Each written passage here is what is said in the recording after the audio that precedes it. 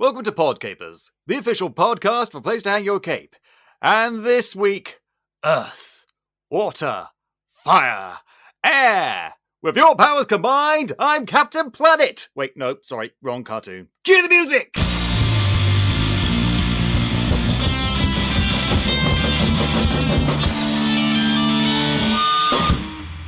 Hello there, Capers, and as I said, welcome to Podcapers, the official podcast for Place to Hang Your Cape. My name is Scott James Merridew, and this is the show where I talk about various geek and nerd-related topics, and I'm joined each week by a very special different guest. It's Alex Mirabal. How you doing? Hello. So, alive. You're alive. That's all we can hope for. Yeah. Let's be honest, Alex, with your Place to Hang Your Cape contract, even if you're dead, you still have to do stuff for us. Yeah, I mean, I think my corpse could actually do more than my living form. Oh, that's a tax break we can all get behind. But anyway. So, there's a lot of stuff going on in the world. Mm-hmm. Not all of it is good. Most of it is bad. Vast majority of it is bad.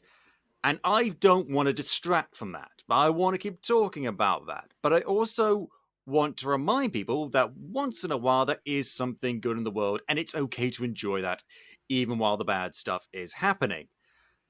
Case in point, there's been a bit of a resurgence lately of a beloved cartoon that has maintained its popularity over the years, but in recent weeks and months, for some reason, has just completely exploded back again into the public consciousness. Whether that's because of streaming sites or because of whatever is going on right now, I don't know. All I know is, up until, apparently last night, Alex here hadn't watched Avatar: The Last Airbender. Shame on you! Well, completely. I've been doing it for the last week. I don't want to make it seem like I just watched it all last night, because that would have been insane. No, until recently, though, you've never seen it. No. I saw the first episode a few times, and then I picked up a few episodes when it was on, just, watching it in syndication. It was kind of like, it was at the time period, I had the same reaction to the original Teen Titans, where I felt like, ooh, this is a boy show, I don't want to watch it, and it was just my stupid child self, being dumb. But we had all the best shows. I mean, that's debatable. You had 3 good shows, and the rest was just crap. That's debatable. Yeah, anyway. But here's the thing, though. It's interesting, though, because I never watched Avatar: The Last Airbender growing up. I heard of it, I saw stuff from it, but it just never reached me. I don't know whether it's because I was living in the UK and we didn't get it at the right time or something. I don't know. But it wasn't until I was adult, until I was in university, I think it was, that I actually sat down and watched Avatar: The Last Airbender. And it blew my fucking socks off. I absolutely loved it. And now I get to look down on people who have only just seen it or haven't seen it at all, like I was a fan right from the very start, because that's the kind of hypocrite I am. But the thing, now that we've both seen it, yeah, I think we should talk about it. From a fan who's been a fan of it for quite a while, and for a more recent fan, I think that's a conversation to be had here. And I know that you've all watched it, Capers. I know that everyone's talked about the show a million times before. I doubt we're going to add anything new to the conversation. But fuck it, it's a fun conversation to have. I just want to talk about a fandom that's actually nice and loving and not, Star Wars shit, So we're going to talk about something good. We're going to talk about Avatar: The Last Airbender. Now, it's amazing whenever I talk about it with someone who's familiar with the show and someone who isn't familiar with the show, because the first time I ever actually talked about the show, I think I actually mentioned this once before on Podcapers. The first time I ever talked about the show with non-fans was actually when I was doing my master's degree at Edinburgh, and I was actually doing a presentation on the structure of the show. Lots of people had chosen various other television shows, because I did a screenwriting course, you understand? Screenwriting masters. Yeah. And so lots of people did lots of other shows, but I was the only one to do an animated kids TV show. I think one other person did an anime, but that was it. And a lot of people were kind of surprised. Bear in mind, these were all adults, and when it comes to hear a fellow adult talking about a kid's show and saying how good it was. And I think there's still this weird, not stigma, but preconception about children's television that sort of denies it the possibility of being just as good as adult programming. Yeah, I think that there's definitely, especially in this show, I see it a lot more than I see it in like modern kid shows. There's like limitations that like there's certain things that they can't touch. Like there's only a few episodes where they're even allowed to say kill. And But that's more than they ever did with fucking Spider-Man with the censorship in that show. Right, Kill, yeah. die, death, punch, kick, all that And sort of stuff. Pretty much explicitly every time, and this is something I actually don't see in other kids' media. Like usually if something like explodes in the background, we don't see the people get out of there. We're just like, all right, they're dead, but you know, we don't have to think about it because we didn't see them die. Avatar, Selena, goddammit. Avatar goes out of its way to show you that those people survived. Selena strikes again. Yep. She decided that this was the perfect time to jump at my desk. I mean, here's the thing, though. I think what makes a show not adult, but mature, isn't necessarily the violence or the killing or the death. It's the themes, the complicated details, the layers to the character. And I think what was happening was a lot of people I was talking to couldn't quite understand that this children's show with these child characters could have layer and depth. And if there's one thing Avatar has, it's a fuck ton of layer and depth. Yeah. Oh, yeah. So, and that's what I really want. I want to break this down. I want to break this down into the plot, the characters, the themes, the teams, and also just the general setting. You know, what we would call in screenwriting class the precinct, as it were. So then we're going to start there. So, how much does setting appeal to you, Alex, as a TV consumer? I think it's a really cool world. Like there obviously is like really well thought out. I think there is some big problems, especially in season 1, where I just like couldn't tell where they are in relationship to anything else. And especially in season 1, when it's supposed to be we are going somewhere, I would like to know their progress. At least every you need to see the Indiana Jones style map. I mean, like that, but like also like, okay, we're like 6 days away from this place. I just like, I need something like that. Like I need like, we're just south of this. Like there isn't that. And I think it's because like the first season especially is very much made for syndication. So they can't be connecting it too much to the other episodes. They have to like have only certain episodes can be connected to the other ones. Yeah, Avatar, particularly the first season, did sort of tread that weird sort of line between episodic and serialized. Yeah. But I think that's because it was the first season. They definitely had a broad definition of what the show was going to be, but didn't have it 100% nailed down, which I'll be honest, there's very few shows that season 1 have the broad scope of the show 100% nailed down. That's when you're still feeling things out. But did that change at all with seasons 2 and 3? I don't think them describe. I mean, season 2 they spent a good chunk of it in Ba Sing Se, so you don't really need it. In season 3, like they're in the fire, they're not going anywhere, so I don't feel like they're not trying to get somewhere for good. Like especially the latter half of season 3, they're not trying to get anywhere. They're just trying to find a place where they can be, and hide out. Which. So I don't need it as much, but I did have a friend find on Reddit like a big map that shows me where everyone kind of bounces around, which was very very helpful, especially in season 1 trying to figure out because they literally span the whole globe in the first season, and I don't understand there's no concept of the progression of that basically until it's like, okay, we're in the north. A lot of Earth Kingdom. You have no idea where you are in the Earth Kingdom, but a lot of Earth Kingdom. And then you're in the South Pole. It is a big kingdom, but you have no fucking idea where you are in it. You don't know how close you are to the South Pole until you get to the episode where you're in the South Pole. And considering that, especially in the first season, it is a show about getting to a place. Yeah, I mean, that's something I never really considered because I was much more focused on the character and the character interactions, but that is a good point.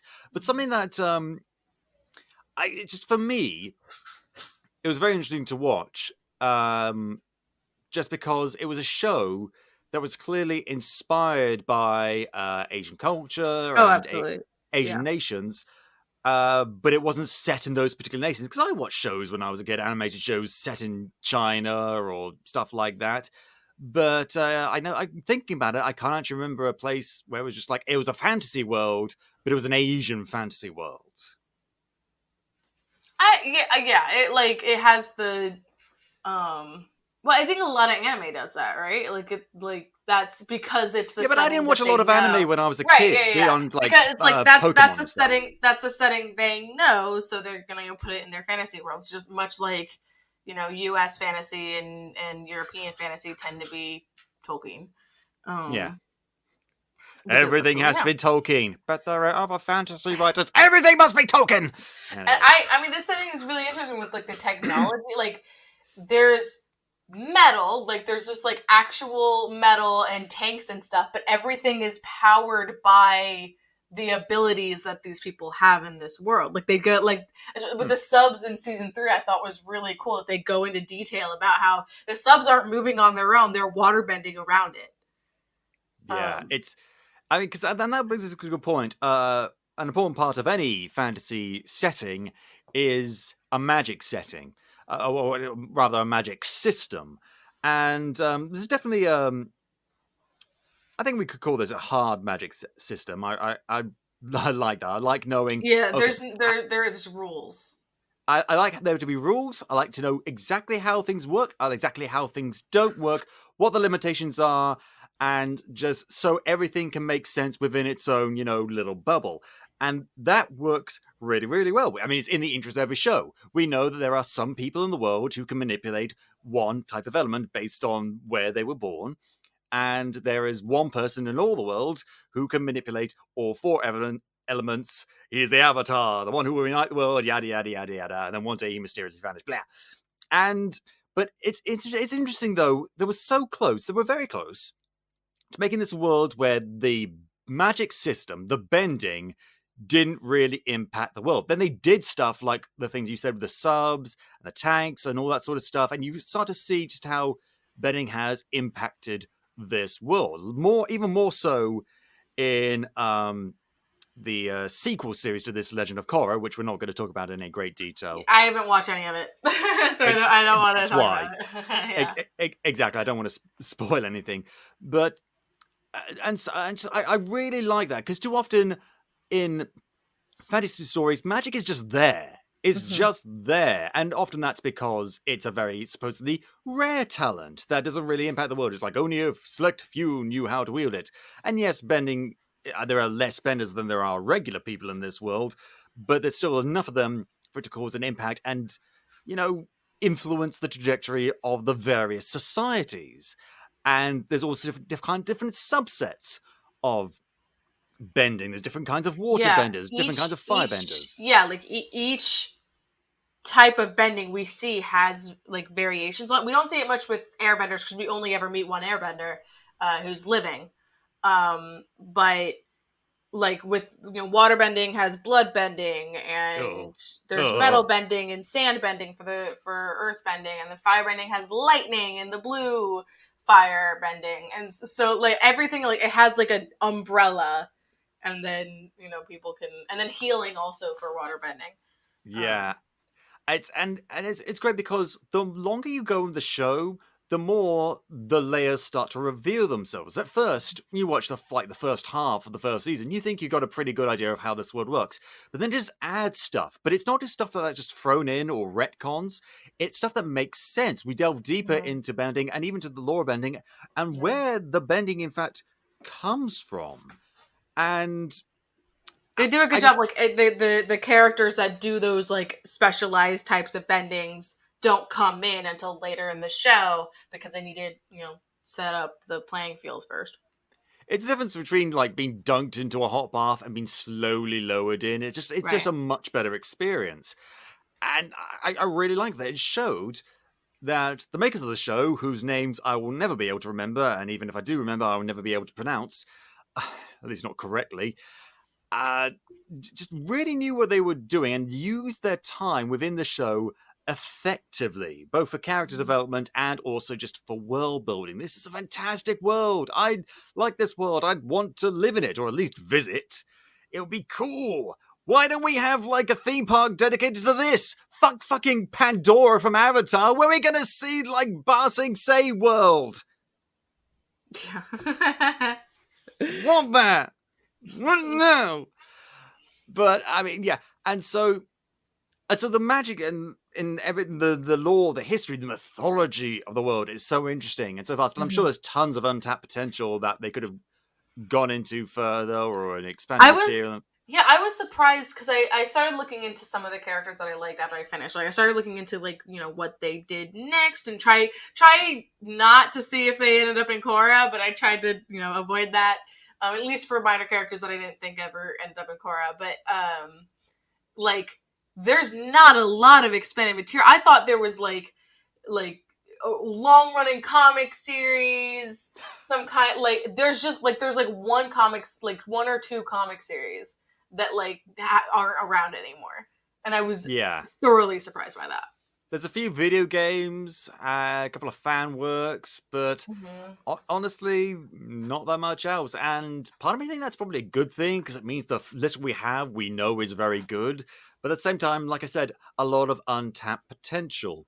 Yeah, because I had all these ideas about like the Fire Nation because like apparently I have controversial opinions about the Fire Nation. Ooh, what are your controversial opinions on the Fire Nation? I think that they suck, and like I like Azula is my favorite character in the entire show, and I have an Azula brain, so just like thinking tactically, I think there's no reason why the Fire Nation should have not won in 100 years. I think that they're just incompetent. Like Ozai is incompetent. Like the only reason why he gets anywhere, like in season 2 and 3, is because of Azula.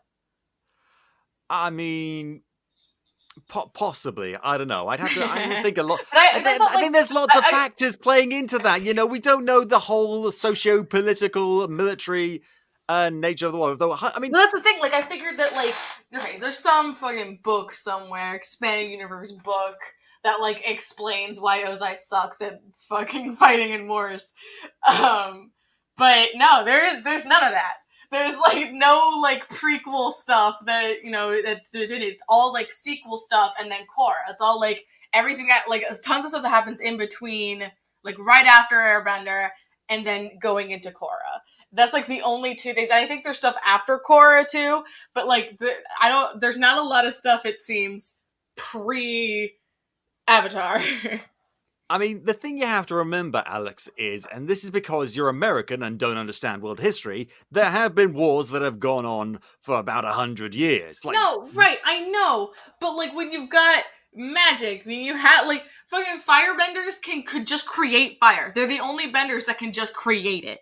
Like, everyone else has to use it in the zone around. I mean, I don't know about airbenders that much because they're usually not in a situation without air. So I don't know if Aang has to use... Well, the thing with firebending is it comes from your own internal heat, as far as I'm aware, so it's not unlimited. It's just like... I was actually thinking about this last night. The way they should have done like their attacks is like just thinking about like what I know about the politics and kind of how all of the nations were set up. I understand that they knew that the next Avatar was an airbender, so they went after the nomads first. I think that was a mistake. I think they should have gone after, especially with the first Sojin's comment, they should have gone after Ba Sing Se. They should have gone after the Earth Nation. They were the only ones with a strong enough army to even go against the Fire Nation, because the water tribes were both too separate to actually be cohesive. Mm-hmm. And obviously the Southern Water Tribe easily wiped out. The Air Nomads, they're nomads. You destroy the temples, they no longer have a central way of communicating. You can easily take that out. It's just the Earth Nation. You should have taken out the Earth Kingdom first with the first Sozin's Comet. It's like you do that first, and then you pick apart the air nomads and hope that the Airbender doesn't show, or the Avatar doesn't show up. But like, Alex, you're starting to scare me. see, I have an Azula brain. You weren't there. I'm glad you weren't advising these guys, because otherwise they probably would have won. But here's the thing, Alex. I mean, yes, you're right if they had done everything right. But here's the thing: you got to understand, these people had a plan to take over the entire world. This is not the action of people who are entirely together. And most of the world is Earth Kingdom, so they should have fucking taken out the Earth Kingdom first. Yeah, but it's fear, you know. They were afraid of the Avatar, and people always lash out at the thing they fear most, rather than something that some might say be a bigger enemy, you know. Yeah, that's why they're incompetent, and that's why they suck. It's not incompetence; it's human nature. It's incompetence. If you got a plan, like this is I'm like. I am full Azula brain. Like, I don't like this side of you. If they had an Azula 100 years ago, they would have won. Yeah, but look how she turned out. But with that, we're getting ahead of ourselves. I think this is a good point, right? So, we talked about the magic setting. We talked about the the makeup of the world. We talked about a little bit about the mythology. I'm kind of interested to go into the history of the world, but again, we don't know that much about it. It's not really what we're here to talk about. So let's just straight up go into talking about the characters. So we've already figured out your favorite character. It's like Zuko mentions her in season 1. He's like, everyone likes Azula. And I'm like, you know what? After what I've heard about her, like before watching this show, I think I'm also gonna like her. And then the first time she spoke, I was like, fucking it's Grey Delisle. Like, I'm in love with her. And she just was the most badass bitch in the world. God. She was like exactly my shit. Oh God. Here's the thing. I loathe her because she's such a good character. You know, I don't think she's badly written. It's a character you love to hate because she is evil. She is so evil. I want to smack her. God. But I love her. I love her, May, and Tylee. Like, I love that group. That's such a cool dynamic. They're like the evil Harry Potter gang. Like, you immediately get a vibe for how Azula treats her friends just by her like fucking with Tylee while she's trying to do her circus act, and she's like, "Why don't we set the net on fire? That'll be cool." And like the guy's like, "Okay, I guess." And Tylee's scared of that. Like, Azula's gonna fucking kill me if I don't come with her, so I guess I gotta come with her. Oh God. And I mean, yeah, she's just, I honestly think Azula is one of the great all-time villains. Like, up there with Darth Vader and Hannibal Lecter. I'm serious. Yeah. She's absolutely amazing. And a lot of it is the portrayal by Grey Griffin. But I also think it's just the writing, just showing this pure sociopath. Yeah. Who's utterly power hungry, but not stupid. She's not stupid. She's not arrogant. She's not reckless. But she does have flaws in that she's a sociopath and she's got a somewhat deteriorating mental state by the end. She isn't. Like, it's not until like that last episode where you really remember, oh shit, Azula is a child. Like, Azula's a small child. She's not like one of the older kids. She is one of the younger kids. And the fact that she has so much shit put on her, and then finally she gets to be Fire Lord, like, of course that's gonna fucking destroy her. Yeah, it's such a it's such a well written arc, though. It really is. I can't believe we've been talking about Azula more than anyone else. Okay, so my favorite character, honestly, has to be, sorry, Aang, it's Sokka. Yeah, that's fair. I like the older kids more than the younger kids, and I think it's probably because I watched this as an adult. Like, Katara, I enjoy Katara because she's kind of in the middle, but like Toph and Aang are not like, I don't hate them, but I just I am uncomfortable with the amount of shit they have to go through because like neither of them are even teenagers. They're both Yeah. 12, which like sometimes like they read old, like I read the kid before I like looked up their ages. I read the kids as older as than they were. Like Zuko, Sokka, and Suki I all read as like 17, 18, and they're like, I think Zuko's 16 and when the show ends, Sokka's 15. It's absurd. And like Katara's 15, I think. Like it just, Yeah, but Harry Potter was like taking on Voldemort when he was 11.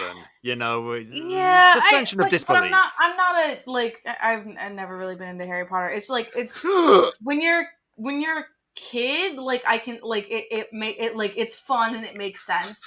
When you're an adult, it's like it's it sucks seeing these kids kind of deal with this shit. And it's probably why I know that Korra starts out with everyone is like at least 16.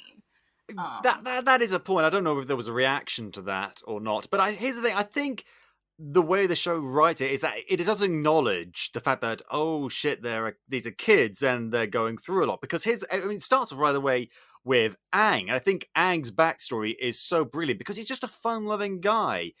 And they do, and his backstory is he's a fun-loving kid, but then it turns out he's the Avatar, and that's a heck of a lot of responsibility. He's basically got to unite the world. And that's a lot to put on a kid. And they Mm-hmm. say it's a lot to put on a kid, and that's why he decides to leg it, run away, get caught in a storm, get frozen in a big block of ice for 100 years. And uh, I just, I think, and then the whole show is basically Aang on a journey to acknowledge his destiny and face up to it and gain the skills to confront it. It's not like they start off saying, oh yeah, I'm a kid and I'm going to take on the Fire Nation. This will be fun. And don't acknowledge the fact that, oh, there's going to be a lot of problems, a lot of baggage to go with this. Mm-hmm. And I think Aang's arc, we talked about Azula's arc, but I think Aang's arc is the best. As much as Azula's is great, I think Aang's arc is the best because this is a kid not growing up, but accepting responsibility, not having it placed on him, because when it was placed on him, he ran away, he rejected it. But when he accepted it for himself, doing it because he wanted to do it, and he wanted to do it, more importantly, his way, I think that's absolutely amazing. I think that's a brilliant bit of writing. I like that they let him kind of deal with Ozai the way he wanted to, but I don't think it's entirely fair to say that he got to choose this because he didn't. Like he like if Sozin's comet like wasn't a factor, the thing that he didn't like, if it was a thing he didn't know about at the very beginning or something that just wasn't gonna happen, then I could say that yeah, he made his choice because he didn't just wait until he was older to do all this stuff. But he didn't have a choice. He had to learn all of this in a year. I mean, yeah, and that's that. But here's the thing: even then, if you interpret it that way, that's another good lesson because you know what, world sucks. There's problems, and it's unfair. But you know what, life's not fair, and you got to find a way to live with it. And he did find a way to live with it and deal with it. Mm-hmm. And that I also love the mirroring of that sort of arc with Toph's arc because Toph had no responsibilities placed on her. She had responsibilities tried to be taken away from her because of her upbringing, because of her overprotective parents. They didn't want her to have any kind of burden, but she wanted the burdens. She sought out burdens. She sought out challenges. And I thought that makes it such a great mirror for Aang. Mm-hmm. Yeah, I think Toph was underutilized, especially in season 3. I feel like there was so much more like right, adding a fourth member of the group it was a good idea, but I don't think we got nearly as in depth with her as the main 3, Katara, Aang, and Sokka. And like even Zuko, I mean Zuko was like the main villain turned good guy, but like he joined the group and he got like 3 special episodes all to himself. Like Toph got 2, and it was like both of her introductions, and then like she's just kind of there for the rest of the time. And they even point out, she's like, I want to have a field trip with Zuko. I want to have a life-changing field trip. And he's bored of it the entire time, and they don't like each, like they don't have a good experience. And it like sucks because like this whole like literally like everything I saw about Toph, I was like, oh, she's probably like a reoccurring character, but not like a main character. She is so technically a main character through all of season 2, and they don't use her. I think maybe it's because once she served a purpose, i.e. teaching Aang how to earthbend, they maybe didn't know what to do with her. Exactly. Like she learned how to metal bend, and then they only ever used her when they needed metal bending.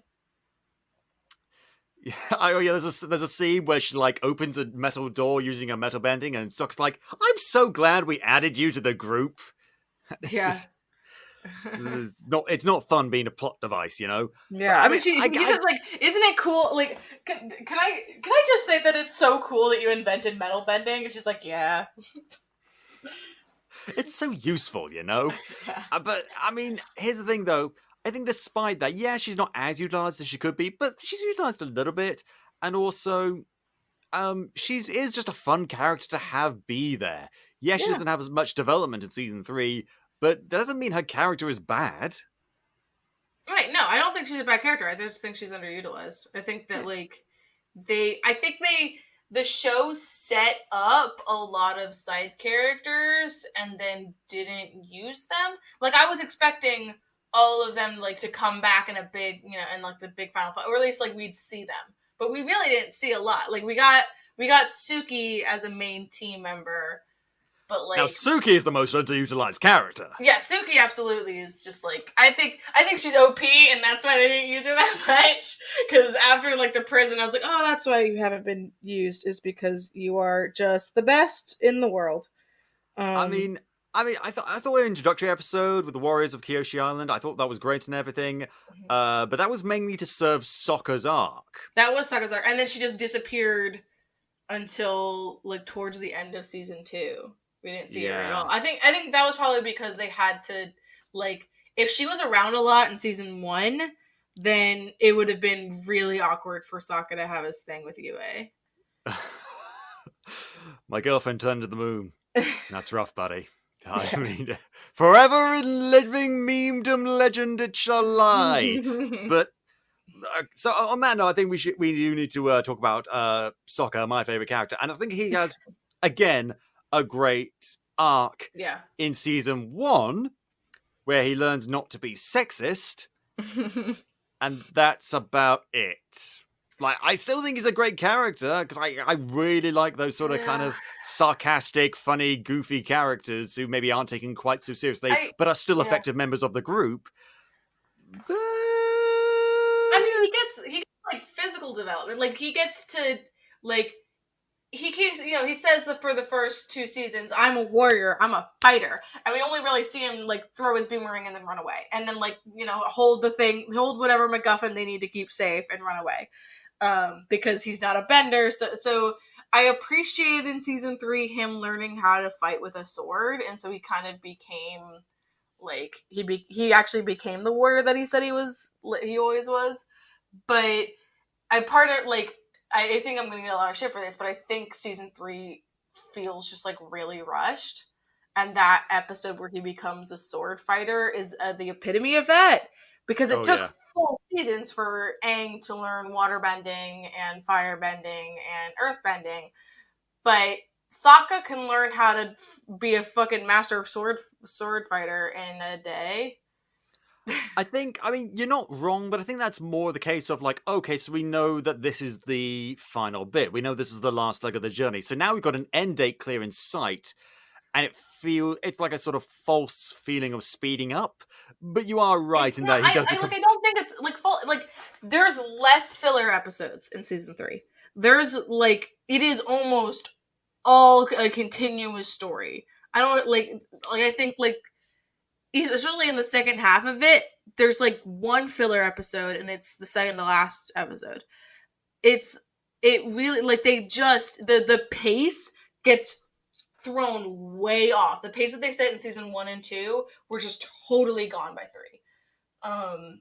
It was in hyperspeed, and I feel like we could have. I feel like some of the plot points in season 3 could have been expanded upon, so we would get a. I would like to like because we didn't like if they didn't have the plan that they had for Sozin's Comet of like just fucking obliterating the world. I think we could have gotten they fail on Sozin's Comet, like they failed reaching that, but they have another time afterwards to work on it. I feel like having another season that like the Air book or whatever.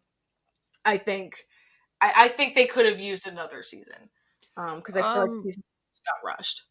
Possibly, yeah, but I mean, you're not wrong. It is a little rushed, but I think in terms of pacing is rushed, but in terms of story and story development and character development, I think season 3 works. And so I'm not quite as willing. I think that there's I think there's too much going on for some of these characters. I think some of the characters, especially like background characters, side characters, get development too fast because like I feel like we should have had more time with Zuko as part of the group. Having I think there's only like 4 or 5 episodes with Zuko as part of the group. Which there needed to be more. I feel like we needed a whole we got half a season. We're more than half a season with Toph being part of the group. We should have had more than half a season with Zuko. This feels so weird. Me defending something while you attack it. I feel like we're in the wrong places. I'm not I feel like it's like I don't know. I feel like this is all in retrospect because I feel like at the time this was something that really wasn't attempted. No, especially in American animation, so it's like they don't have, but like in retrospectively, like how maybe they could have done this differently, and maybe how they could do it in the live action show remake is expanding more. I feel like more could have been done. Don't fuck it up. May and Ty Lee. Fuck it up. We're all watching you. Don't fuck it up. Yeah. May and Ty Lee could have gotten more of because we don't see them in prison. We just hear that they went to prison. I would like to see them in prison. I would like to see like maybe just a fucking bottle episode where Ty Lee becomes best friends with the Kyoshi Warriors. That'd be cool. An episode like Orange is the New Black. Yeah. I think that there's just some things that they could have expanded upon and they didn't. I did appreciate in the like play episode them saying they weren't sure if Jet's alive or not. And like they mentioned, like, is he dead? And I'm like, you could have answered that question, like, that episode. We're going to talk about that episode later, but I want to move on to Katara. I mean, initially, I never really gelled with Katara. I always felt like she didn't have as strong a personality as, say, Aang, Zuko, or Sokka, any of those. But my appreciation of her just got stronger and stronger with each episode. Yeah, I think I like her a lot. I especially like her in the last season where she for season 1 and 2, she's one of the younger kids. Season 3, she's an older kid. Like there's a clear line between those and it's like that line is drawn in the sand with her episode where she goes with Zuko to like go find the guy that killed her mom. Like that she chooses to step into I'm going to be an adult now. And she sort of verged close to that with the bloodbending episode and stuff like that. Yeah, but she was like, I'm never gonna bloodbend again, and she does it in this episode, which like, boy. But she's like, it means business, right? But like her reaction to having been forced to bloodbend is, I think, like she immediately like shuts down. Like, it's not an adult reaction. It is a child's reaction to doing something horrible. Like, I understand the reaction she had. I'm not, like, dissing her for it. But, like, she hasn't grown to the point where she can like, really understand her feelings and, like, talk it out. Like, she just wants to shut down and not talk to anyone and sob. Yeah. And then we progress to the episode where she tries to take revenge. and ends up not doing it. But so you think, oh, they're going to tie it up with her forgiving the person and moving on. No, she Mm. doesn't forgive him. And that's, especially in the context of a kid's show, that's really like, oh, wow, they actually went there. Like, they would have Mhm. gone too far if they'd actually had her kill him or something like Yes. that. But she chose, like, yeah, I'm not going to kill him, but I don't forgive him. He killed my mum. Right. Yeah, and And I think that's a like, and that's like a perfect setup to, because that's the like literally the end of that episode. So he goes like, okay, so what are you gonna do to fire Lord Rose? And he's like, shit, I don't know. And But it's so yeah, it's like the interesting because perfect setup for this is what I love about Aang, because he is a fun-loving, goofy little kid, but he's also a monk. Like, he that. actually takes that aspect kind of seriously. Maybe not being the Avatar quite so seriously, but he takes being a monk seriously and adheres to that lifestyle quite rigidly as much as he Hmm. can. And him killing someone is abhorrent. I think even if he wasn't a monk, killing would be abhorrent to him. And the desperation he was trying to find a way to spare his enemy, a person who would not stop for a second to kill someone, Yeah. is what makes this one of the greatest kids shows of all time. I actually I I almost felt like that's another thing that I think could have been longer, is his journey to that, because it was just the last episode is extended over, so it's like it's over 3 episodes, but I feel like him learning how to energy bend could have been a full season in itself. Because he just gets tapped on. He had to train for a year for all of the other elements, but he can just get poked on the forehead, and he knows everything about energy bending. Boop! Energy bending. Bang! Level up. And I agree. I agreed with the avatars. Like, he talked to the other avatars about, like, this isn't about you. I agreed. I was like, yeah, okay, and you're gonna like, and until they gave him a way out, I was like, you have to kill this guy. Like, there's no way you can't kill this guy, Aang. You have to kill him. I mean, And if they gave him I a way think there's a out, way they could have done that would have been interesting and compelling. But I love the fact that, again, it's this whole question of choice. He chose the hard path in looking for another way. Admittedly, a bit of Deus Ex Machina, but I think because that's the thing. This show asks hard questions, and it has unique and interesting philosophies. And I think a lot of those philosophies actually come from another character who, next to Sokka then Aang, is my third favorite character, Iroh. yeah, I knew you were gonna say Iroh. I love Iroh. He's I great. want Iroh to be my dad, in addition to my actual dad. I I do think that the Lotus thing in the last episode was something that they could have set up better. Like, there's only 2 references to this organization before they finally are like, oh yeah, this was a whole thing, everyone's in it, surprise. And it's like, okay, well, you could have set that up better. But I and it was a little bit of a Deus Ex, but I do love Iroh. I mean, Um, because it's interesting because for the vast majority of the first half, let's say, of the show, you could consider him an antagonist. He's a funny comic relief antagonist, but he's an antagonist. But he's kind, he's smart, he's funny, and there's a real depth and sincerity to him. And I think a lot of that comes not just from the writing, but from the late great Marco's performance. yeah. And his death during production of the show, obviously the great tragic loss. And I think the guy who took over from him, whose name I can't remember off the top of my head, did a Oh, great job. I didn't know he died during production. Is that why he disappears for such a long time? I don't think so, but Because I never noticed. I never noticed a shift in voice. There was actually there was only one time where I was like, did they change the voice actor? And it was Jennifer Hale. I thought they changed the voice actor for June because it didn't sound like Jennifer Hale anymore. No. So Marco voiced Iroh in series 1 and season 2. Okay. But Greg Baldwin took over in series 3, and in later instances of the character, Mm-hmm. Mark unfortunately died after production of season 2. I don't know if it was during production of season 3 or not, but Mm-hmm. he'd done his lines for season 2 at any rate. Yeah. And Because I didn't notice the voice change. well, Greg Baldwin, very good voice actor, but as far as I'm aware, Mark unfortunately didn't get to see season 2, which It's a real shame. But Yeah. they paid tribute to him in an episode that we're going to get to later, and it is a fantastic tribute. But it's impossible to hate Iroh. It really is. Just Yeah. the warmth and the lovingness and the silliness.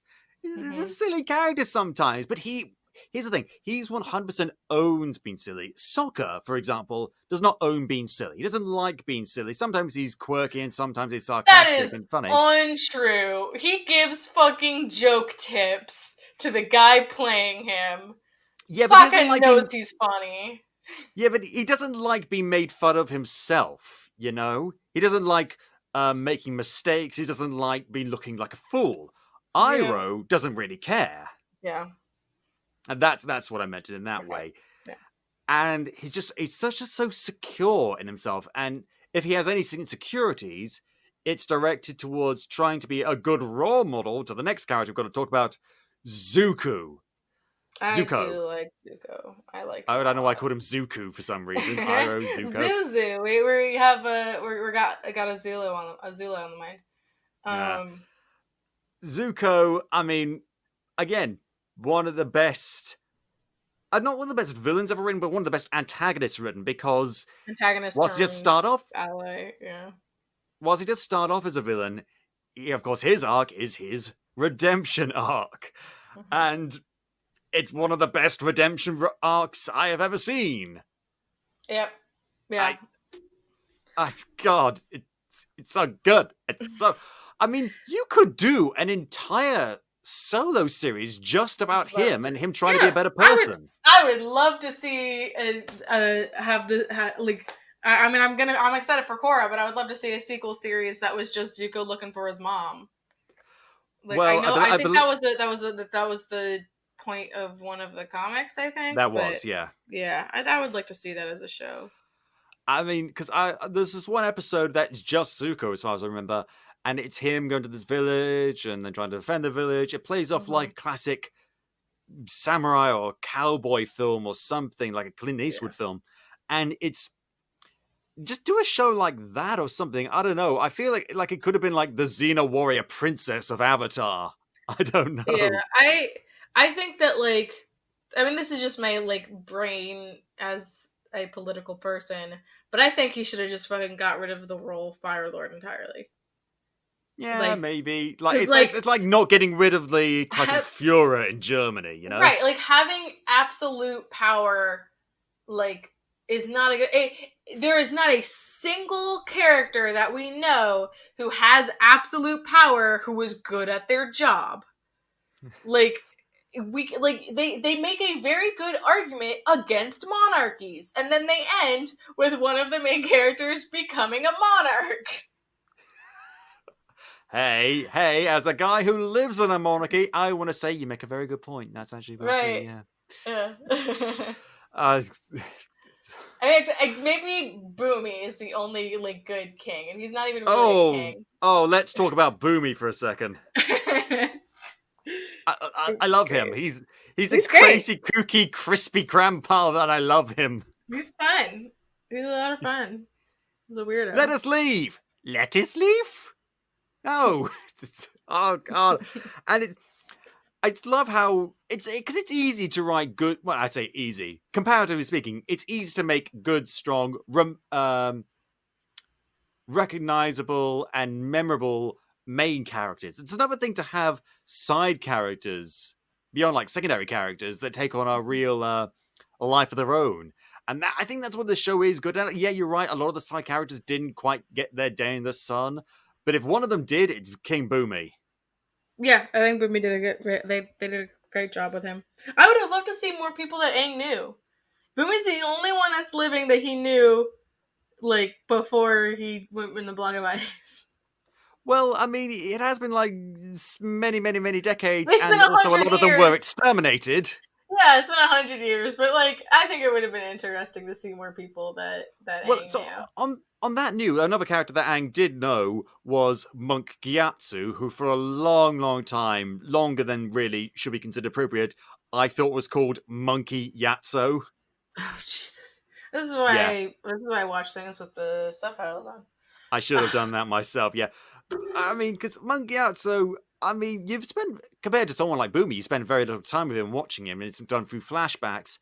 But I love him. He's lovely. I like Yeah, Mangyatsu. he's the Iroh of the air nomads.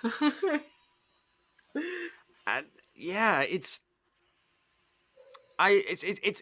one of I think it's always good to see like a focal figure in a character that's was established in the present's past that you sort of see them on screen and you realize, oh, that's why this other character is like that because of the influence of this guy. And we see why Aang is so loving and carefree because of Hmm. Monk Gyatso. And even to the point where they're so similar that Gyatso decided, like, I know Aang's the Avatar, but I'm not going to let them take him and try and mold him into something that he's not. And the day that Aang runs away, Gyatso tries to go to Aang to tell him that he's not going to let them take them away and that they're going to go on the run together. Right. And that's real love right there. Yeah.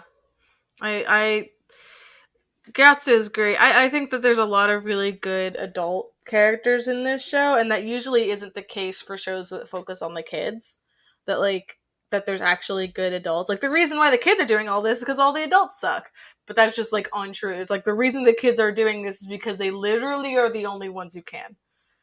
Yeah. And adults can help along the way. And another great sort of character from Aang's past. It's not really a character from Aang's past.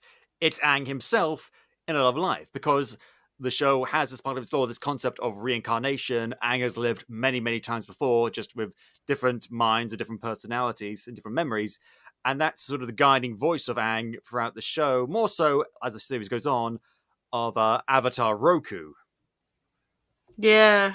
Yeah. I like that they made the cycle that the last Avatar was Firebender. I think that like it was immediately a very good way of setting up that it's not just the Fire Nation. It's like people in the Fire Nation are not inherently evil. The Fire Nation is not just a evil hive mind. No, Um, they're real people. yeah, yeah, and it's like you can get that from Iroh, but having it solidified that there was a hero in the past who was Fire Nation. It's because it's the thing. You think at first the show is taking sides, and throughout the majority of season one, yeah, they're taking sides. But then they show, oh, there's that guy. He's part of the Water Tribe, but he's a sexist douchebag. Oh, Mhm. that guy in the Earth Kingdom. You think the Earth Kingdom are good? That guy's a political schemer. And then we see the Fire Nation. Thought they were all bad guys. No, no. There's this one guy who was genuinely good, and it's not a lot, but in kid shows where a lot of kid shows try to keep things as simplistic and basic and as black and white as possible. These are the good guys, these are the bad guys. To show that layers of grey and show that's kind of that sort of difference is important. I think it's really important to tell kids that Yeah, no one group is all bad or all good, and you have to judge people as individuals. right. And that whole in season 3, that whole episode was devoted to um, Roku's backstory and his relationship with Fire Lord Sozin. I think is really, really good. I think that's one of the best episodes that doesn't feature like the main cast as a focus. Mm-hmm. And I love that kind of thing. We're going skipping ahead a bit too far because I want to talk about that more so in when we talk about theme. But another character I want to point out before. So we talked a bit about Mai and Ty Lee before, but I mean these two they're just cool. Just cool characters. Yeah, I think that definitely. I like the Ember Island episode a lot. I think that might be one of my favorite episodes. The Ember Island episode with the when it was just the Fire Nation kids. Um, because like I think that like May, I was not expecting May to be as important as she was because I got like inclinations of what characters are really important based on how much the fandom like them. I guess people don't like May that much because I was I never a didn't big get jack fan. shit from her. Like I saw pictures of her and Ty Lee and Azula, and that was it. I had no idea she had a relationship with Zuko. I had no idea she was this fucking cool ass knife thrower. I had no idea that she has this major sacrifice for Zuko, and like she's a lot cooler than I think people give her credit for. And I mean, so is Ty Lee, but we didn't get a lot of Ty Lee. But here's the thing, Ty Lee. I think people gelled with her more because she's such a she's so cute. Yeah, she's very cute. Yeah, she's very cute, and she can do so.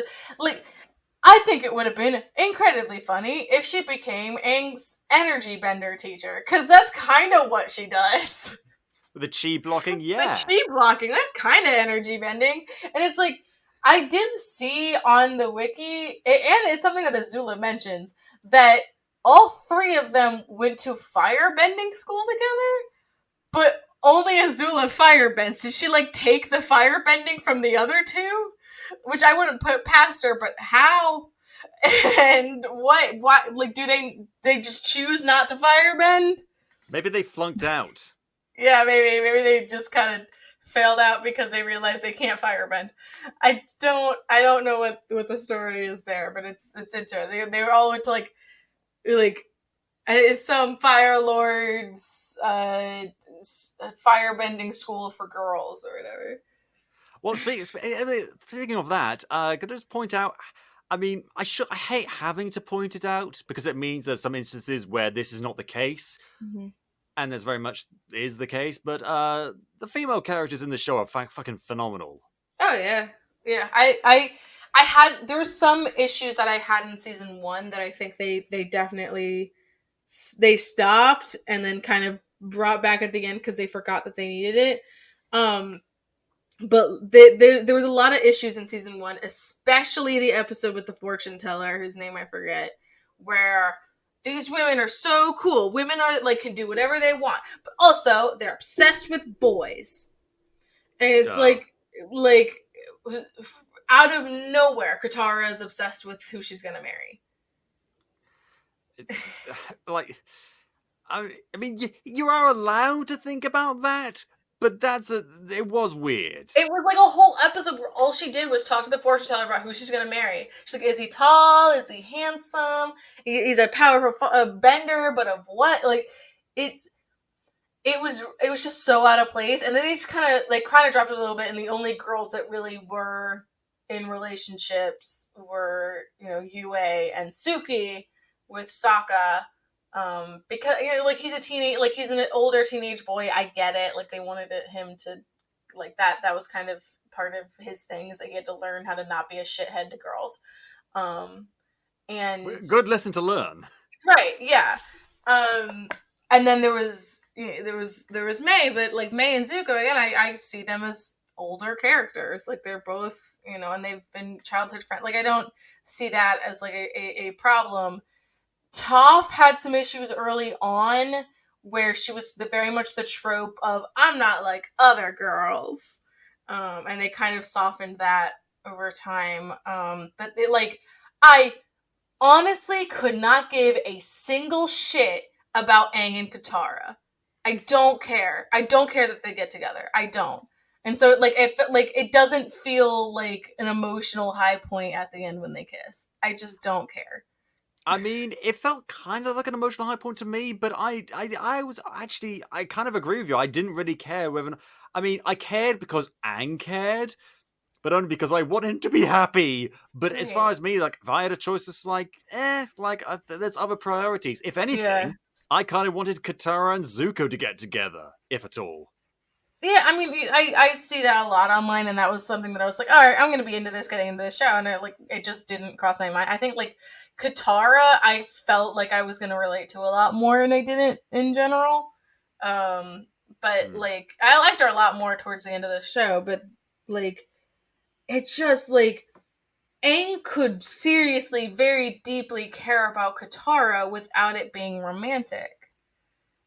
He, in season 2 gives up on just training to get to the Avatar state to go save Katara, and that's fine. That's what fucking Luke does for Leia. That makes sense. You can just have it be not a romantic thing.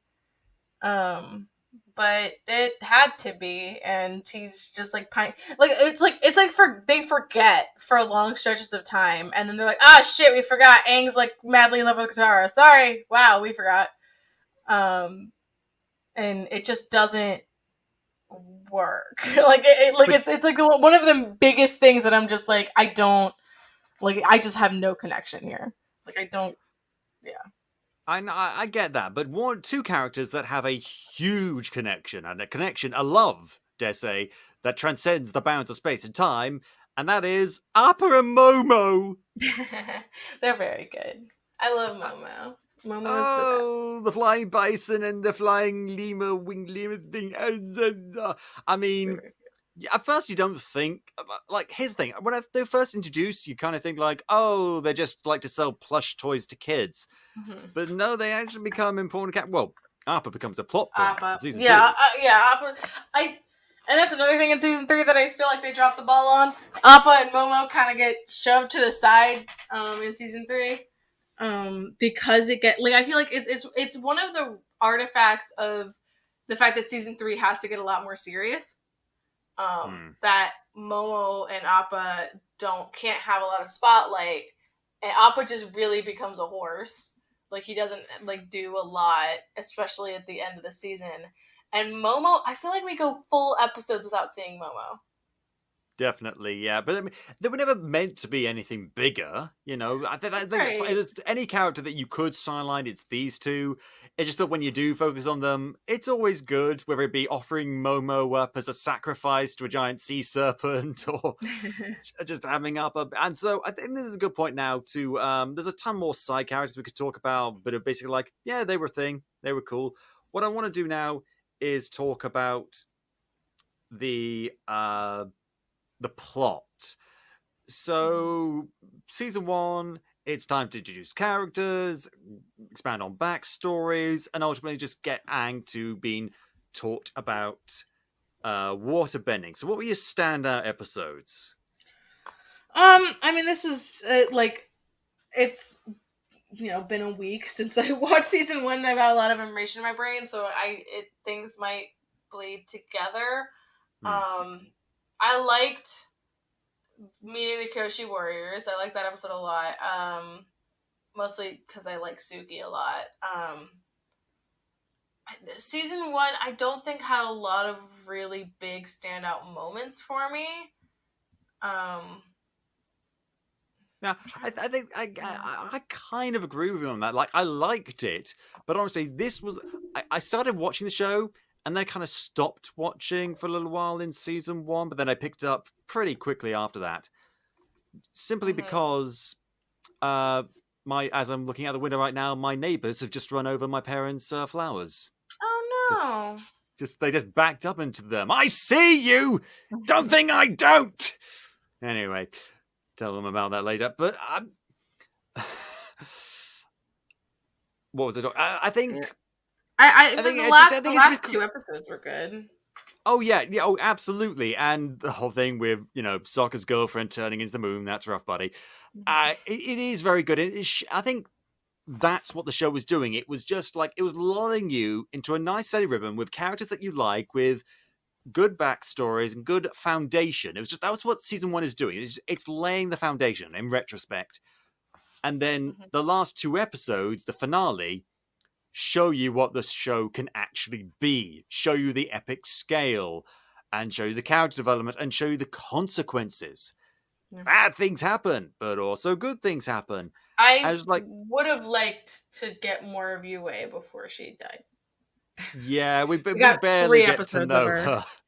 Yeah, so the fact that she and Sokka get swept up in this romance immediately, it's like, all right, I don't like it. I liked Yue. I like Sokka. I didn't have a lot of investment in them. I know they wanted it so bad to be this big epic moment, but we knew her for 3 episodes. And let's be honest, it could have been worse. M. Night Shyamalan movie. I don't even want to know. I haven't watched it. I don't want to watch it. Don't. I'm Actually, no, I'll take that back. Watch it. Take some No, time, get your head together, and then good. watch it so you can I'm see good. just how bad it was. No, I'm good. I'm just gonna watch Korra. Fair enough. Fair enough, but oh my god, you think they don't spend a lot of time in this show? Wait till you see the movie. Literally, it's just like voiceover narration from Katara. As soon as they met, my brother and Princess Yui fell in love, and then boom, they're in love. Literally, just like 10 seconds. Be Woof. grateful for those 3 episodes. Mhm. Anyway, but I, I, I just, I think it's a perfect, solid, season 1. Season 2, I think, is most people's favorite. Season 2 I liked a lot. I think that it like had some good stuff going for it. Like I liked being in Bossing Say for like a while. I'm glad that we got so much time in Bossing Say. Because just more travel would have been really infuriating. Yeah, it showed that the show was willing to not take risks necessarily, but switch things up. It's like, okay, last season we're traveling a lot. We did a bit of traveling this season, but now we're going to stay in one place and we're going to focus on character development and deepening mysteries and focus on lots of different characters doing lots of different things. And this is when it became sort of like, uh, excluding the books, obviously, proto Game of Thrones. Yeah. Only, you know, And yeah, you better. get like there's a huge political angle this season, and I am a big, huge lover of fantasy politics. I don't know why I'm so into it. It's why the new season of Dimension 20 is like my favorite season so far because it's I need to I start love watching that again. politics. It's good. The new season's like Game of Thrones, but it's in Candyland. Oh, wow. Oh, It's really God. fun. It's so much fun. How are we going to deal with the label units? I don't know. I don't. You joke. There are characters that sound like that. Oh God. Well, there are I a few know. I characters. know that's one of Brennan Lee Mulligan's voices that he can do. So, Yeah. but I do love. I'm not a huge fan of the political aspect, but I do like it. I do appreciate that it's in a kids movie. I I mean, think that's great. it's part of the reason why like I actually like the basically the only bits I enjoy of the prequels are like the political stuff. Really, but it's so Yeah. bad. It's I don't think bad it's, politics. I like the ideas behind it. I'm like, this is interesting. I can get behind this. This is Yeah, fun. yeah, it's Let's hang interesting out. It's ideas. it's like I still haven't finished Clone Wars yet, but it's my favorite episodes in Clone Wars are Padme's episodes. Yeah, there's actually some really for what all I give the crap about the politics in the prequels. The politics in a lot of the Clone Wars episodes are actually really good. Yeah. Again, it's not a favorite of mine, but I acknowledge when it's done well, and I can still enjoy it. It's just not something I particularly look for. Hmm. What I do look for is character development, and this season has just it's got character development coming out of the arse, especially for Zuko and Iroh. They're Yeah. on the run. They're trying to leave the Fire Nation behind, and we're also looking for Appa, who's been kidnapped, and all these things going on. The introduction of Toph and learning to Earthbend, and all these sort of things, and it sort of culminates in one of the best shows of the entire This show, episode. Yeah. and that's the Tales of Ba Sing Se episode. I don't. I mean, I think like that episode was fun, but I didn't have like. I think everything was too short for me to really get into it. The only ones I really liked was Toph and Katara, Iroh, Zuko, and Momo because Momo actually had like narrative weight. Yeah, but that just leaves two stories, one featuring Sokka and one featuring Aang, that you didn't like. So Yeah, the but it's vast like it's a majority. 30-minute episode or it's a 20-minute episode. Like you don't get enough time with any of these stories. I don't know. I think for some of them, yes, but for a lot of them, actually, you do. They're short, but they use their time effectively. They could go on and on. I mean, you could make whole episodes just out of these individual shorts, but that's not the point. And yeah, I really like the Katara one. I like the things they talk about and the things they do.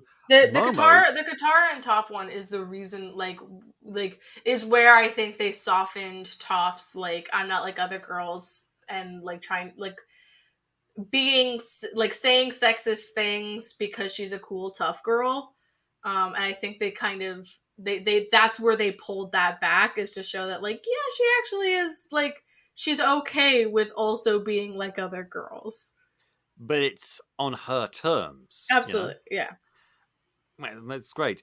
I really love the Momo short where it's mainly silent because Momo is a silent character. He makes like chipper noises. It's like, Nope. but it's not a great impression, but it's all I can do. It's Steve Bradley Baker.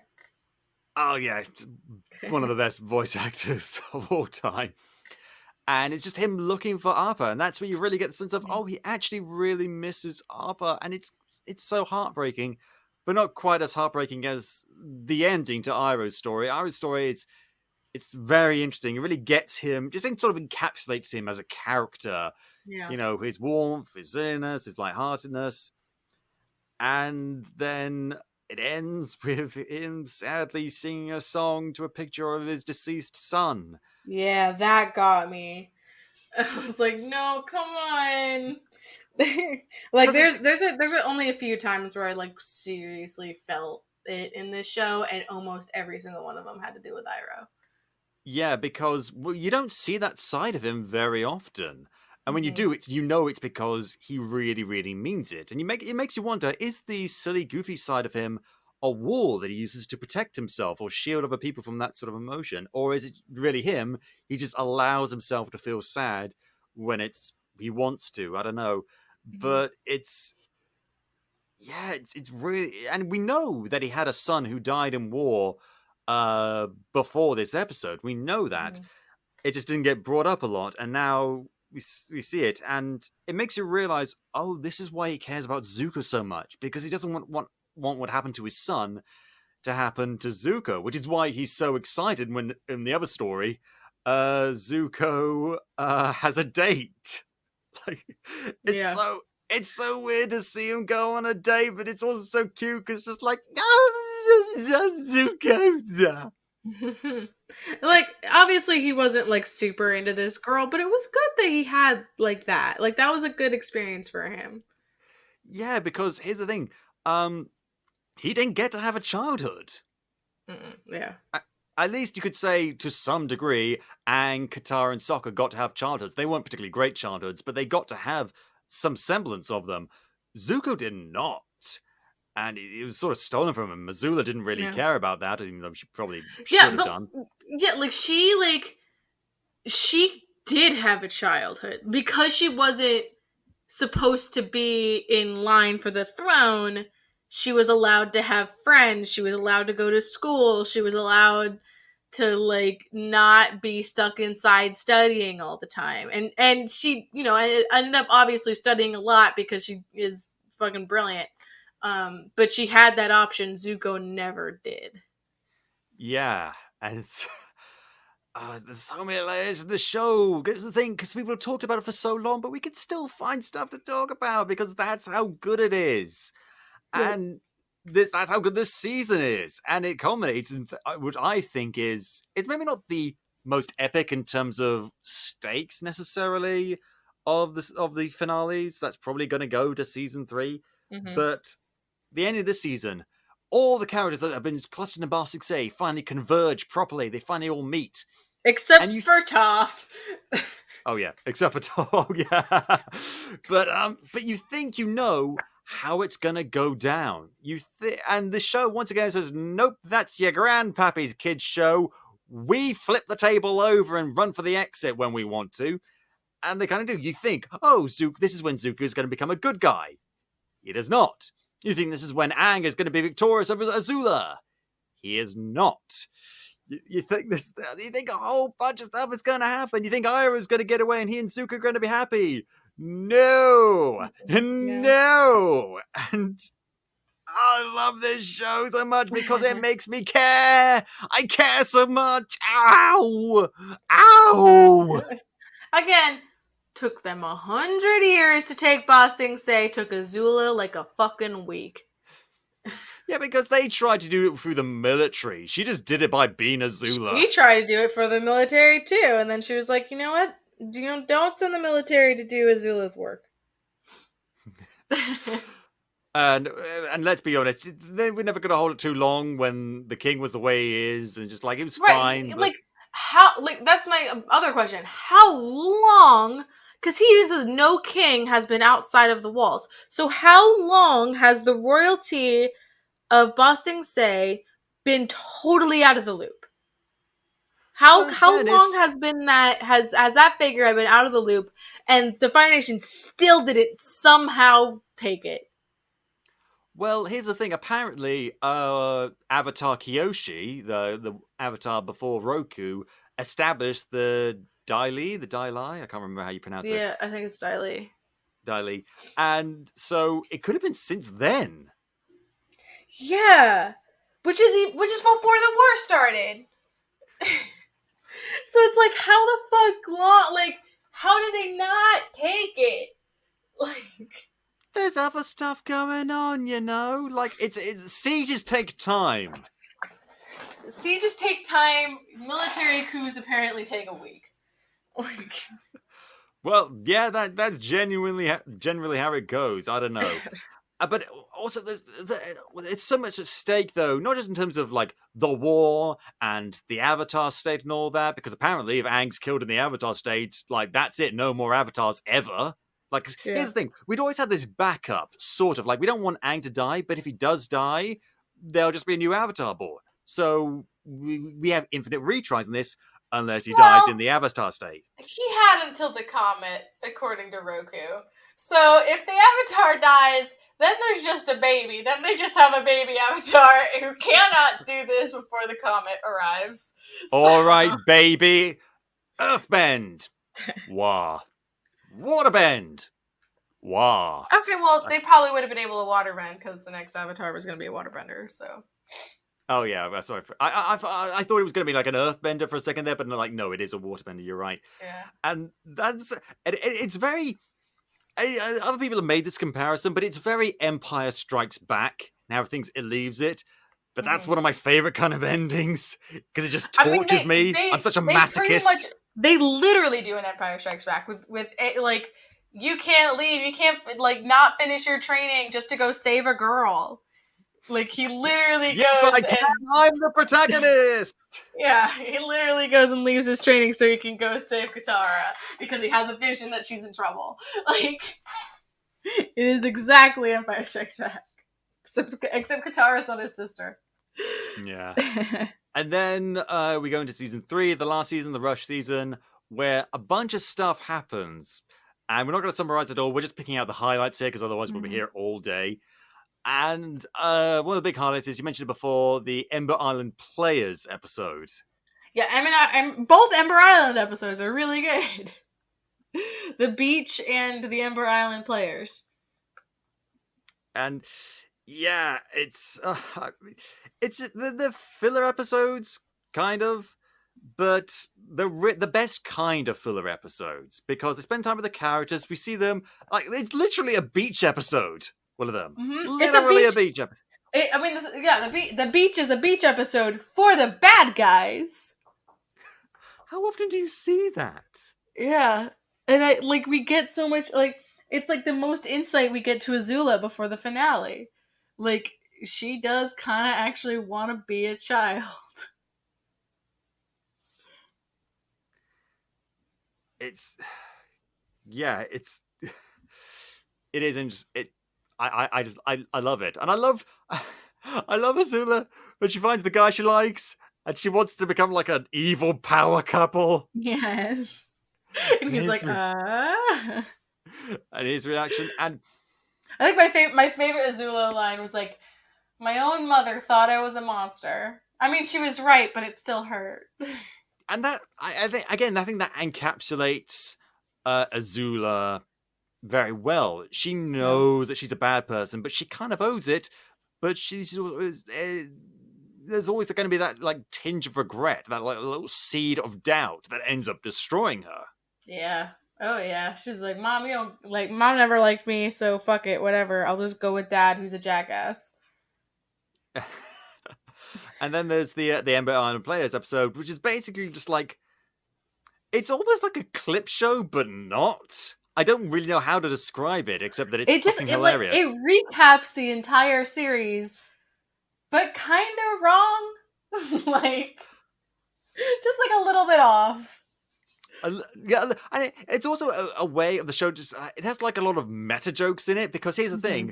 thing. So the gang the good guy gang go to see a play that's supposedly based on the Avatar. Quite why the Fire Nation is allowing them to do this It when is very pro Fire Nation. Well, it's only pro Fire Nation at the end, but like, it's something. uh, but there's also like so they get Toph in there, but Toph, much to her delight, oddly enough, is played by a giant, very muscly man who can like sense people using sonar by just screaming at them. Yeah. But here's the thing: apparently, at least in terms of like a big, giant, muscly man, that was the original concept for Toph. Unless I'm getting the wrong kind of information. Ah. Apparently, that was the original idea. They were just like, nah, let's make her a 10-year-old girl. Yeah, that makes sense. Like, Top is great.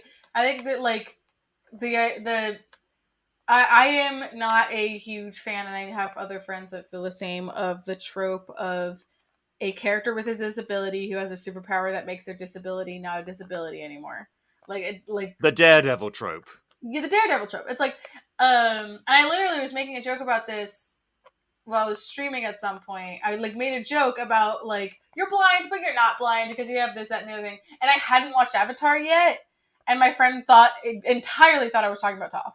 And I was like, no, I was talking about Daredevil, but I guess yeah, Toph as I mean, well. with Daredevil, there is a workaround because, like, if there's just like no sound around him whatsoever, no vibration, he is blind. But then, like, where are you going to I be mean, where there's like no sound? right, but and Toph has the same thing. Like, if she's not touching the ground, she can't see anything. Um, and if someone fucks with her feet, she can't see anything. But like, there's moments in the show where they don't really like her. Like sometimes they forget it in her animations. Like the Yeah, way she's not sitting. Like you would think that she always has her feet planted on the ground, and she doesn't a lot of times. Maybe just because she's too short to do that. But I feel like she would rather stand than sit at that point. But there's a lot of times like when she's not the focus that I notice it. Like I'll just see her like off in a corner and she's like not standing or doesn't have her feet planted on the ground. I'm like I don't know why she would ever not have her feet down. Like why she would why would like just as her relaxation pose, why it wouldn't be her feet on the ground somehow. it's like a deaf person taking out their hearing aid or something. I don't know, but that's a very good point. But getting back to Empire players, a lot of people, and I don't know again how true this is. A lot of people said that this was. Oh wait, no, it couldn't have been. It couldn't have been because Hmm? I was just thinking that was this a take on the last Airbender movie, but that movie came out in 2010, and this episode came out in 2008. Yeah, no, so it couldn't have been that. I mean, unless they were already working on it and like they knew the script was gonna be shit. Well, that's the thing, you see, because the creators of the show did approach the makers of the movie, just like, hey, so we're here, like, we don't really want you guys to do this, but you're clearly gonna do it with or without us, so, like, we're here if you want us, if you want to talk, and they were basically told to fuck off. Yeah. And they're not happy about that and still unhappy about it, and were probably dancing with glee when the box office returns and the critical returns came back, because hate that movie. People hate that movie. Fans of the Oh yeah. show hated it. It was not good for anyone at all. Oh god, we're not gonna talk about that movie. We're talking about something good. So yeah, let's and then of course the final big thing we're gonna talk about season 3 is Sozin's Comet, the 3-parter where well it's the 4-parter. It's Terrible, sorry, the 4. 4. Yeah. I thought it was a 3-parter for a second there. Blimey, let's just get everyone. I think they had a sort of kind of semi reunion. Yeah, I mean I think they like June I think kind of gets shoved in there only because they already had Jennifer Hale because she voices Kyoshi. Um so like June was just kind of I think they could have found Iroh. I think that or at least like the White Lotus clan or whatever could have found them and they would have found Iroh. Like June was just kind of hey look we got Jennifer Hale again. Let's use her. um, but like, she was also the weirdest minor character that they brought back, I think, because like there's other minor characters that like were actually like I think good to have would be good to have around in a But final fight that they didn't bring a lot back. of them were already used in the Day of the Black Sun episode, the sort of finale halfway through the season. Yeah, but some of them got out. What happened to the kids? I'm just realizing this. What the fuck happened to the kids that they brought with them to the air temple after that day? I don't know. They just because they hang out with. Maybe something happened. There's a few episodes where they're together, and then suddenly it's just Zuko, Suki, Katara, Aang, Toph, Sokka, and the other ones disappear. And I do not remember what happened to them after they leave the after actually like it's like at the end of the Southern Raiders they go to Ember Island. And Possibly. it's like Honestly, I don't care that much. I care about just a few things, wrapping everything up, proper satisfying end to all these characters, and also Iroh giving Zuko a hug. Yeah, that was that got me. He was all ready for like a dad level like attack. Like he was ready for like fuck, he's gonna be so mad, just like dad is mad every time something bad happens, and it's just nope. I was not angry that you betrayed me. I was sad because I thought you'd lost your way. Mm-hmm. It's the epitome of good parenting versus bad parenting. Parents, don't challenge your kids to fucking Agni Kai. Yeah. Don't do that. No, it works out well. Mm-hmm. And oh god, and then the whole White Lotus thing with Boomy breaking free of his imprisonment in a very Boomy-esque way. Yeah. That was a great cutaway. I wish we had more time with the White Lotus clan. It's the Iroh fire breathing, god, and everything culminates. We talked about some of the stuff with like Azula's deteriorating mental state and the whole energy bending thing, and everything just sort of getting wrapped up with the obvious exception of Zuko's mother, and it's just you kind of feel exhausted afterwards, but in a good way. Yeah. The opposite to Game of Thrones finale, just to bring that up again. Yeah. It's a different kind of exhausted, like, oh, thank God it's over. Now I can move on with my life. Mm-hmm. I think overall, I enjoyed this less than I would if I watched it when it was on.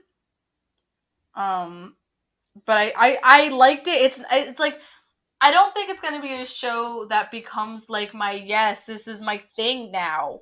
Because there's some things that I'll get into them for the first time, and I'm like, this is the only thing I'm going to talk about for the next year and a half. But I'm glad I watched it. I'm glad that I had this experience with it. I like the characters a lot, and I'm excited to watch Korra, and I'm excited to watch the live action show when it comes out. I mean, here's the thing. For me, it's something that I love to talk about. You can probably tell right now. Mm-hmm. But again, it's not... I mean, I don't have any really... Honestly, I don't have any one fandom that I'm just like, okay, this is my thing. I tend to sort of move around just like pinball between things. Like, I like them all, but sometimes I focus on something, leave it behind for a little bit. And like today, I'm focusing on Avatar. Tomorrow, I could be focusing on... I don't know, Star Wars. Then it'll be Marvel and something like that. So... That's always kind of just how it, because there's so many things out there, you know, I can't really like have a thing like, this is mine, this is my baby, this is my one and only. That's just not really me. I don't know. But Avatar for me, again, not having seen it as a kid, it's something that has stuck with me, and I think for very good reason. And the reasons for that is A, the characters, B, the plot and all that sort of stuff. The animation is great, but I think a lot of it is just theme. And this is why I want to talk about theme with you, because it delves in some really heavy stuff that a lot of kids shows don't. But beyond the heavy stuff, beyond the, okay, let's have an episode where we talk about this or whatever, it has, again, the Asian influences, I think are really fantastic, but also just it deals with themes like be taking care of yourself mentally and Mm-hmm. things like that. Slightly smaller stuff that, because like there have been other kids shows that dealt with like, oh, it's war, oh, tyranny, oh, fighting for what you believe in, which are good messages to have in kids shows. Don't get me wrong, but it's rare that you deal with like, okay, so how do you deal with like inner conflict? Yeah. They do a very good job at kind of not sweeping under the rug the feelings of characters just because like we need this character to be big and powerful and macho. Like they do they let all the characters have their moments of weakness and letting their friends help them through it. Yeah, and uh, all of them go through different things. Katara, Sokka, Aang, Zuko, they all have their own internal journeys as well as the external journey. And the internal journey is just as fascinating as the external one. And that's the thing, it really does. It's a perfect example of great writing for kids because, and I know it's great writing for kids because I can enjoy it as an adult because it's accessible, but it has depth and layering and all that sort of stuff, and just so many interesting ideas. It even deals with, and on the big side of things, it even went and dealt with genocide. Aang Yeah. is the last airbender because the Fire Nation killed everyone else, killed all of his people. They Mm-hmm. don't shy away from that. It's presented in a way that kids can understand and accept, but they don't like wuss out and say, oh no, there are a bunch of airbenders just hiding in a cave somewhere. Here they are. Yeah, I thought I was convinced like he's not gonna be the last Airbender. There's gonna be more of them, and there wasn't. Because, and I think if you had to pick one thing, the one thing that makes this show great, and you can't pick something great, but for the sake of argument, let's say I'm picking one thing that's great, and it's consequences. Consequences you can't get out of, consequences that have a lasting impact. And yeah, sometimes there are exceptions to the rule. I hear you sniggering, but there are real major consequences both on small levels and big levels in this show. And a lot of shows shy away from big consequences because they're afraid of alienating their audiences. Mm-hmm. This show was never afraid of alienating audiences. It was afraid of not growing up with the audience. Yeah. Yeah, I think that's I kind of feel like that's why and I don't know because I haven't watched it, but I know that Korra starts out older. And I think that's Yeah. part of the reason why she starts out older is because they wanted to tackle bigger things because they knew their audience was older and could handle it. Yeah, Um it's the same with the Harry Potter books. They got more complicated, more detailed, and more complex as the books went on, and brought up new things because they knew. I mean, this is I've when I was a kid, I read lots of stuff that was good when I was a kid, but never really matured, never really changed, and that was fine because it was mhm. still good. But it meant I kind of left it behind, and I just sort of grew out of it. Not so with Harry Potter, and not so with Avatar. Well, again, didn't watch it when I was a kid, but Mhm. because it had that depth and layer, it meant that I can still enjoy it as a 28-year-old man. I can enjoy this kids show that's just as well written as anything well written for adults. Mhm. And you don't see that often. More and more you do see it, but still not enough. This should be the standard. And I know not every TV show is going to be great, and not every TV show should handle these sort of things. But I'm not even talking about like the theme or the plot necessarily. I'm just talking about the way it's written, the way these writers, these directors, these showrunners approached this show and these characters in this setting. I'm not going to say it never been done before, but this is one of the best ways to do it because we're still talking about it. Right. And if you're talking about something, I mean, this show came out 2005. It's Right. 15 years later, and we're still talking about it. And you only talk about something for 15 years if it's either really good or really bad. Hence why Mhm. people are still talking about the live action movie. Because it's so fucking bad. 10 years later, people still think it's so fucking bad.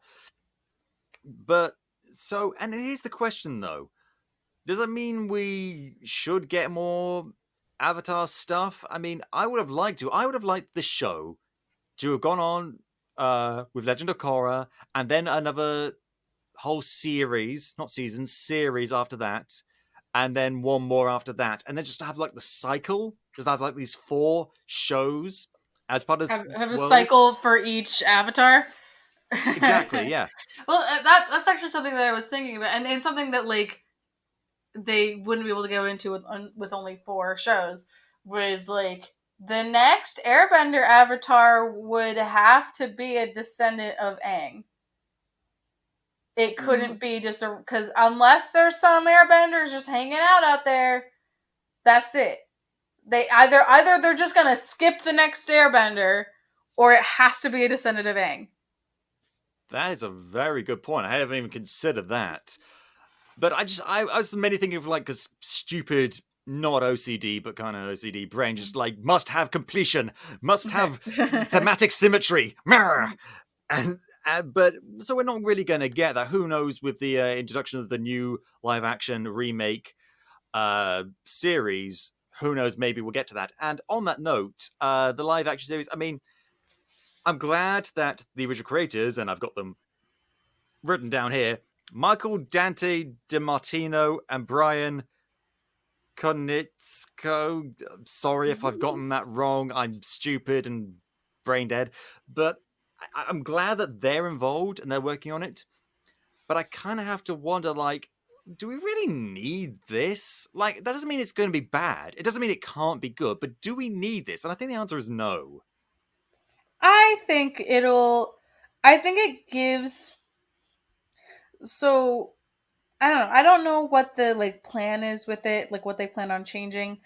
I think it gives the show an opportunity to expand upon the things that it couldn't expand upon because of its limited runtime. Give like because especially since we're in a time period now where shows have been allowed to have more adult weight, I think that maybe we'll get a little bit more of that in this show. I think we could actually have some queer representation that was sorely missing from this show. Um, Looking at Tylee. Like I think like this show has the opportunity to modernize and adapt to kind of where we're at because I Ooh. think it was restricted because of the time that it came out in. I mean, you are right. You are right. But I hate the word modernize because modernize just means putting a pause on it being dated until a couple of years from now. Because when you modernize, you firmly set it with the. Well, I mean, it helps that it's a fantasy show, so it's kind of diverse from that. But when you modernize something, you kind of date it. And what we want is for Avatar to be timeless. I think Avatar the cartoon series is timeless. I don't think But so. however, I think there's however, obvious marks of its time period. yes, but I think they sort of blended the background, whether that's fair or unfair. I mean, I do think that is unfair, but that's his own thing. However, there is no reason why we can't include more representation, queer representation, as you say, into it. I don't think that's modernization. I just think that's just pure, simple representation, and that is timeless. It should be timeless. Right, but like I think the like there I especially since I've I just watched this after watching Shira and other shows that have come out recently. Um, this show is held back by the fact, especially in the first 2 seasons, that it had to be syndicated. I think Yeah. there's a lot of great filler episodes, but especially in season 1, you get super lost. Like I was able to do like D&D notes while watching this show, and I usually can't because I didn't have to pay attention to some of the episodes. And Yeah, and that's a product of its time, and it's like a huge product. And the issues with the feminism that I brought up is so mid 2000s. It's so of its time that like it's the girls can punch people but also they want to have boyfriends, or Toph is gonna say sexist things because she's a tough girl. Um, I mean, you are right. You are right. I mean, here's the problem that this is again my white, cisgendered, male, hetero privilege showing. I don't really notice that thing as much. But here's the thing, though: the live action remake series is going to be done by Netflix, not Nickelodeon. And so right. I don't know how much Nickelodeon held the show back, if at all, if it was just the creators of the show or the writers or whatever. But I think that Netflix are probably going to let them get away with a lot more shit. Right, exactly. Like that's the thing. Like I think that because it was on a children's network that, it had to air they couldn't just air it in order. Like they would air it in order like once and then it would just totally be random all the time. Like that because it's on like it was on a regular cable network, like it had to be that way. But because it's on Netflix, it doesn't have to because you can't just like shuffle episodes on Netflix. You have to watch it in order. Rule book? Pfft, what rule book? That's Netflix. But I don't know. And time will tell whether that show improves on a classic and sort of fills in the one or two gaps that maybe have become a little bit dated. But who knows? Bear in mind, it has been a while since I've seen the show. But I don't know. I don't know. All I know is I do love Avatar: The Last Airbender, and it has its place in the pantheon of all-time greatest television shows of all time. Mm-hmm. And it's something that I hope I'm never going to have children, but if I did have children, I'd make them watch this show. I thought they were old enough. Right. Because no, you can't watch Cinderella. What are you, insane? No, you're going to watch Avatar: The Last Airbender and you're going to like it. But Daddy, no, watch it. And I think it's probably a good idea I won't become a father. I'd be a bastard. But like, fine Lord, I. But the point I'm trying to make is this show is amazing because I think you have a lot more problems with it than I do. I think that's fair to say, Alex. I probably because I literally just watched this. I'm watching this like in a time where I have other like shows that came after this that took a lot from it. Like I can see how this kind of show adapts. Like I've seen the current end point, and so seeing the beginning of it, I can see where the cracks are and what they needed to fix. Yeah, and then this is the foundation that a lot of those shows that came after built on. But here's the thing: when I watched the show, I didn't really have shows like She-Ra and that kind of stuff to enjoy. And there's a few that were kind of good, but we didn't. And I certainly didn't have anything like that in 2005, even though I wasn't watching it in 2005 or 2008 when it finished. Right. Yeah. So if you see a show that's animated for kids that's really, really good, you probably have Avatar: The Last Airbender, at least in part, to thank for that. So Steven Universe, She-Ra, you are welcome.